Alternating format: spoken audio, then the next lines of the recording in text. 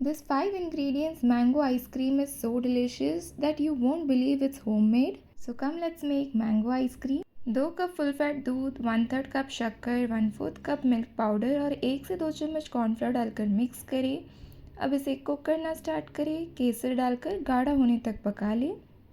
2 अच्छे मीठे आम लेकर इसके पीसेस कट करके मिक्सर जार में डालकर प्यूरी सी बनाएं। दूध वाला मिक्सचर पूरा ठंडा हो चुका है, ऐड करके ब्लेंड करें। एक डब्बे में फिल करें।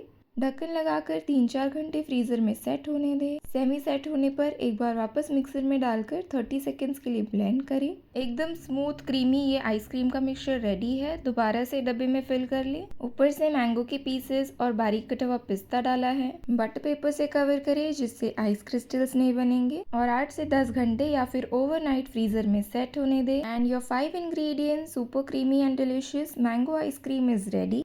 फटाफट से स्कूप्स निकाल कर सर्व करें। फ्रेंड्स को टैग और शेयर करना ना भूलें। Save and enjoy.